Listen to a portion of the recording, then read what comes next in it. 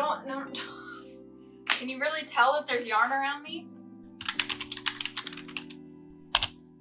So I don't really have a plan, but here I am, as you can see, with basically all the yarn I own. I'm not proud of it. I have a lot. I've come to terms with that.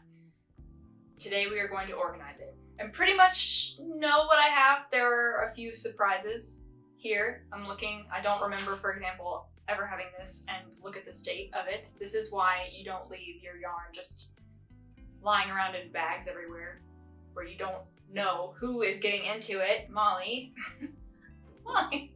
Usually when I order yarn, because I haven't really had a place to store it, it would mainly remain in bags or whatever it came in, so like boxes and bags. When you're just leaving it in bags and you can't actually see what you have, it leads to a big surprise when you actually open up all the different boxes and bags that you own, and then suddenly you're in a position where you're looking around and you don't remember exactly how you got to this point. What I'm thinking, since I have this new storage system, I am going to be organizing what I have by fiber type. And then also, you know, I think it would be fun just to share with you what I have in my stash, and then we can get organizing. I've kind of grouped it in terms of fiber type. Some of these I don't necessarily know what fiber they are.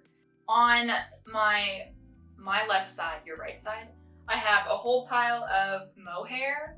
This one I have in mind for a particular project. I shared it with you in my spring knitting plans video.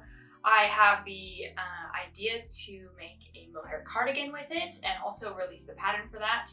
It will be knit in 3 strands, and as you can see, I already got like a mutated mess right here because I was doing a swatch, and then, you know, normally I don't really like to keep my swatches. I like to just unroll them or unravel them and, you know, not to waste the yarn. Anyway, so I did a swatch for it. I wasn't happy with it necessarily, so I raveled it back up just to be used later, so I need to make sure that this doesn't get any more tangled than it already is. And then I have these 2 really beautiful blue skeins. Ah, this color is so like rich. And then I have some Drops Design Kids Silk in brown that I used for a project. So I mixed this brown with this red, and it's such a lovely color when it's all mixed together. I used it to make a mohair sweater by Coffee and Knit. And then last year during Black Friday, I didn't do any clothes shopping, but I definitely did some yarn shopping. So I went on hobby.de. I got so many different colors in their Diablo mohair.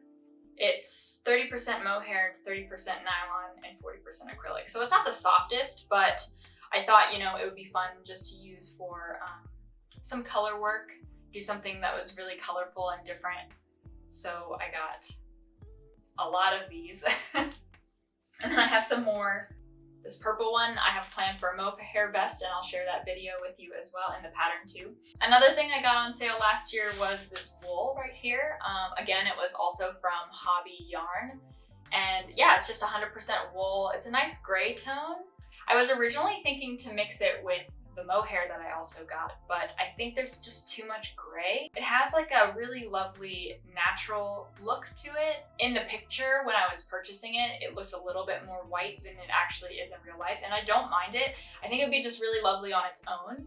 Maybe a cardigan with really dark buttons, but it is kind of disappointing when you purchase something with a project in mind and then you notice, oh, it's probably not going to turn out the way I had hoped. So that's too bad. But this is 100% wool, so I'm gonna put this over here. So these are some undyed wool skeins that I have. I ordered it from a seller on Etsy, and I really love the quality. Molly went crazy for it because it has lanolin? I don't know, whatever the smell is of like pure wool. She went crazy over it. She just wouldn't stop like rubbing her face all over it. As soon as I got it out of the package, she was just sitting there purring for like 10 minutes. It was very uncomfortable. I got these in bulk, so I've already used 4 skeins and I still have so many left over. I originally used them for some wool dyeing, like natural dyeing experiments that I did over the summer, because, you know, when it gets warmer out, I love to knit any time of the year, but I wanted something a little bit different when it came to the warmer months. So I thought I could try and do natural dyeing, and that turned out really nice. I did some avocado dyeing, and then I also did some dyeing with onion skins. So I might do that again this year, do some more experiments, and maybe get some dandelions, because I was too late to get those last year. So I want to give that a try too. Do you think this is interesting?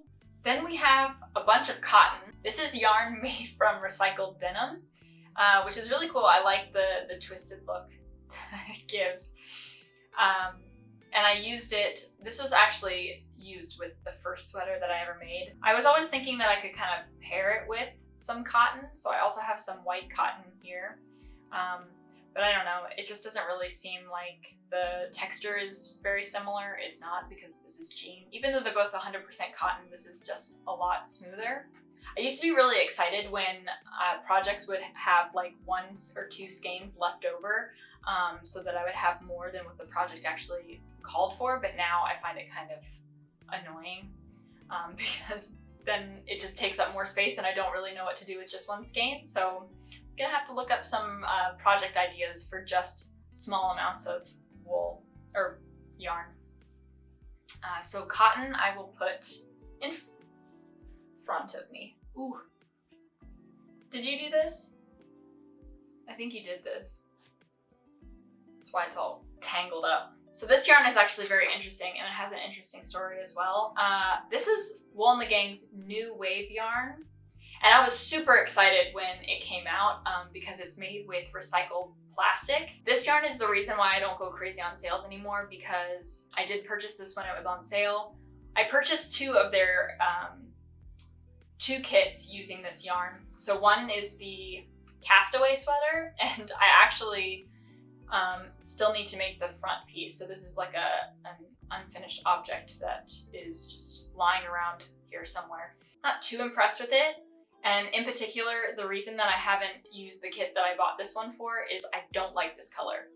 And it looks so much different, I think, in the pictures. So I was really disappointed when it arrived. And this also kind of just shows or teaches me a lesson that I need to start just buying from local shops, because this is not the first time that I've looked at something online and thought, oh, it's really pretty, and then when it arrives, I'm just like, And then I really love this yarn so much. I bought 2 hanks of, I don't even know what this is. See, this is the problem, because I threw the tag away. I think it's wool. Just very like lace weight wool. And I know that it's by the company Cowgirl Blues, and yeah, she's like an indie dyer. And I really love the spots and yeah, the variegation on this dye. I just don't know when I'll ever get around to using it. I had all the intentions to, because you can see I wound it up in a ball, and I don't have a spinner, so that took a lot of time, and you know I was committed for it. I've never worked with yarn like this. I always find it to be like so beautiful. I love the way that the hank looks, but I'm always just like, ooh, I don't know how this is gonna turn out, because it's dyed and it always will look differently.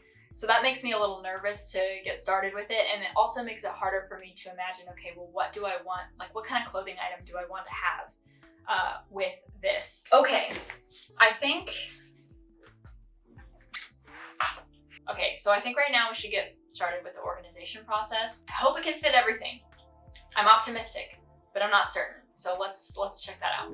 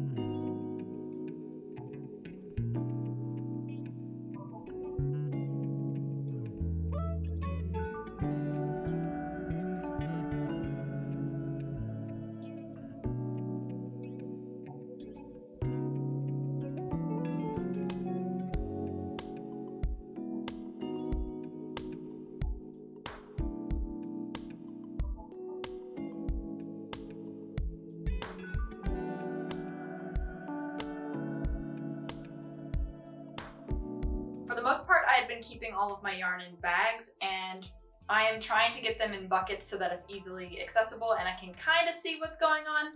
But for some, I'm gonna have to just keep them in bags because I don't have enough baskets and things to kind of sort it out that way. So for example, my Feeling Good yarn and Drops Air yarn are all in this bag, so I have a lot of different colors here. So all of these like really soft, fuzzy yarns that are very colorful, I'll have in this bag, and then I'll just make a tag and so that I can see, okay, this bag here is gonna be for my Feeling Good yarn.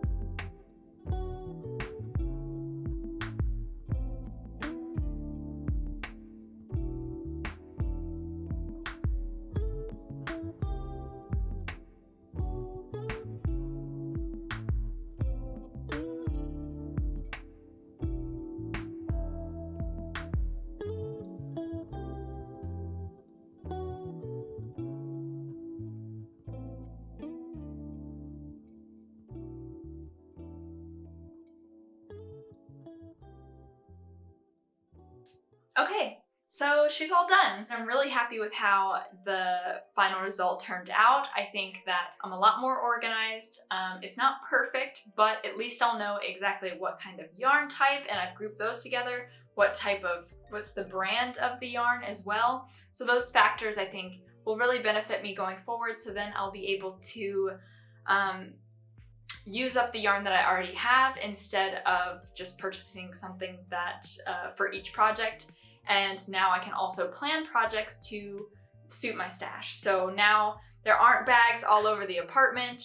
Everything is at least fitting in this one spot, which is really great. And I also got to put my sewing project materials there too, which I think is another win. So I'm really happy with the result. Thank you so much for watching. If you love knitting and DIY content as much as I do, be sure to subscribe and maybe like this video as well, because that really helps me out. I really appreciate you guys being here, and I'll see you in the next one.